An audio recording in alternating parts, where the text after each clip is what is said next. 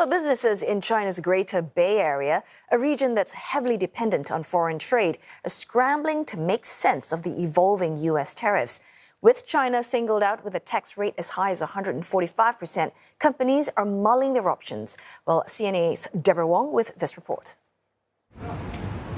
Cross-border e-commerce has been a bright spot in post-pandemic China, recording a growth of 10.8% in 2024 and accounting for 6% of the country's total foreign trade. But Trump's tariffs could now dim its prospects. Logistics companies in Shenzhen, China's e-commerce nerve center, are at a loss. Everybody just holding on, see what's really going on because every day is new tax rate. Our fetcher customer and their customer just email them, tell them stop producing those products, and then all the inventory stay in the warehouse, don't send out yet. I think the whole China order port will reduce the containers. Mr. Lin says about 40% of his customers export products to the U.S. In the lead-up to the Trump presidency, Mr. Lin's backup plan was to divert shipment to Southeast Asia. Though Vietnam was first hit by additional U.S. tariffs, it's now on pause as they navigate trade deal talks. A lot of logistics companies will already prepare to go to Vietnam, Thailand, Indonesia, and then send to U.S. Chinese seller plan to send some product produced in Vietnam and then assemble together and then send to U.S. Mr. Lin's Shenzhen-based company, which started in 2017, has gone through 2 trade wars. In the past, I still think we can predict how much going to be conflict or how big it will be.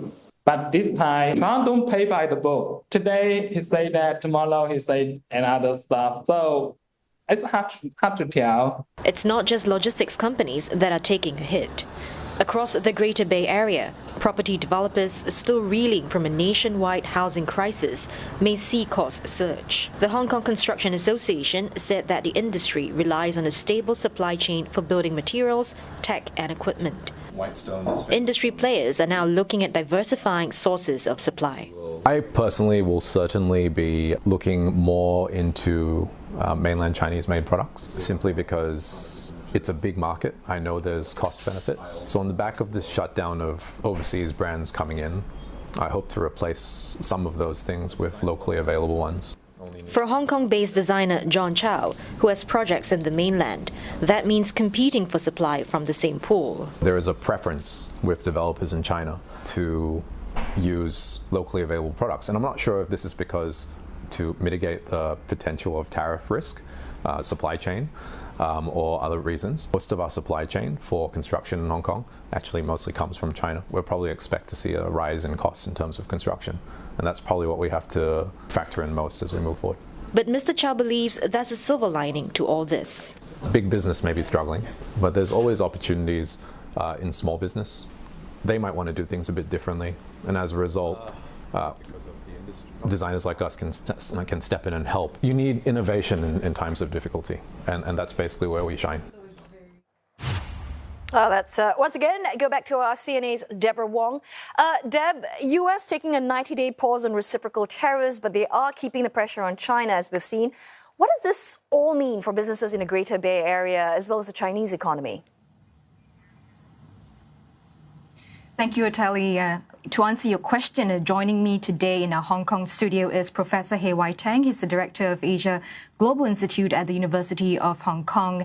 And Professor, thank you for being here. So, the latest round of tariffs, it's ongoing. It doesn't look like there's any sign of stopping. Is there a way for U.S.-China relations to move forward? Well, both countries are playing tit for tat. Both sides are putting over 120% tariffs on each other. Every day the tariff rates are increasing. Luckily, President Xi Jinping from China said 125% should be the final number that they will put on U.S. imports. So it takes time for the tariff to really affect the economies. So whoever suffers more first probably will have more incentive to back down. I think eventually both sides are going to come together to negotiate, but it's not likely that it's going to happen in the next couple of days or couple of weeks. When we take a step closer into China, we want to look at Guangdong province, Greater Bay Area. It actually accounts for the biggest driver in foreign trade and also in China. E-commerce, for instance, has been a huge growth for the GBA. Will the tariffs squeeze this pond dry? So Guangdong is a very export-oriented province of China. But compared to the rest of China, Guangdong is probably in a relatively more upstream in the supply chains. They're producing, a lot of high-tech, advanced manufacturing products. So the profit margin for Guangdong companies tend to be slightly higher than the rest of the country's companies. So I think, their ability to absorb some of the shocks are probably slightly better than the rest of Chinese, communities. But, I guess 125% tariffs is really big. So, in the last 6 years, since 2018, a lot of the companies have already gone out to establish the supply chains in Southeast Asia and the rest of the world.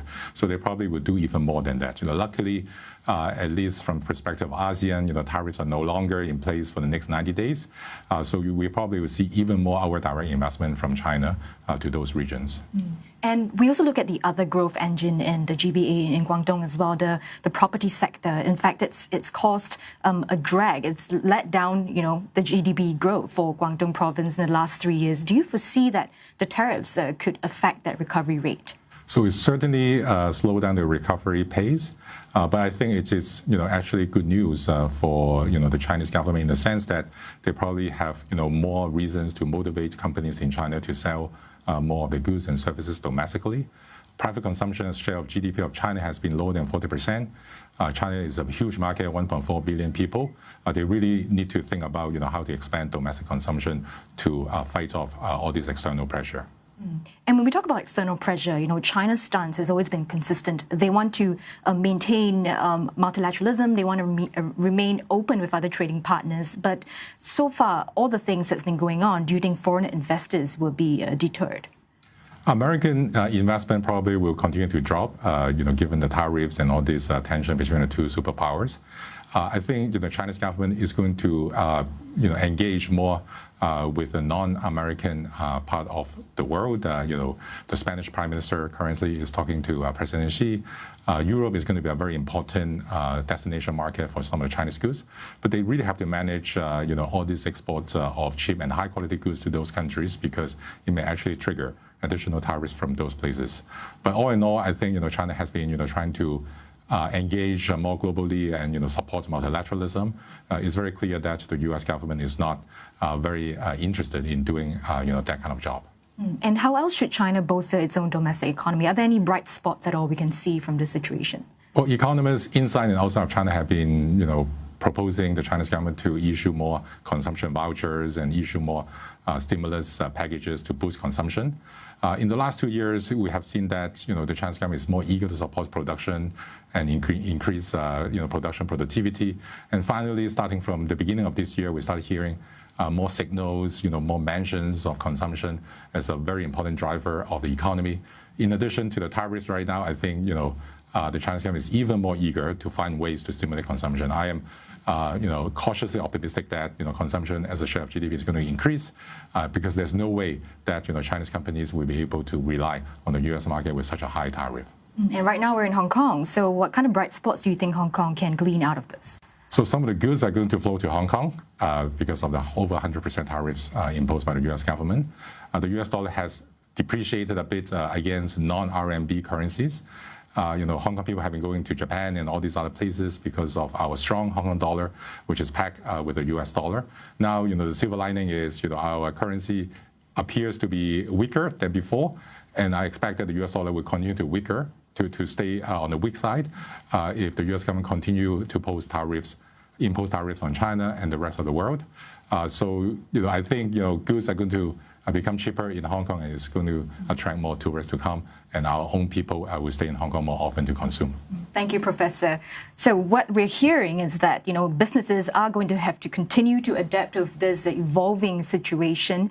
And thank you very much, Professor, for joining us today. That was Professor Wai Tang, Director of Asia Global Institute at the University of Hong Kong. Vitaly. Thanks so very much for that, CNA Shenzhen correspondent Deborah Wong from Hong Kong.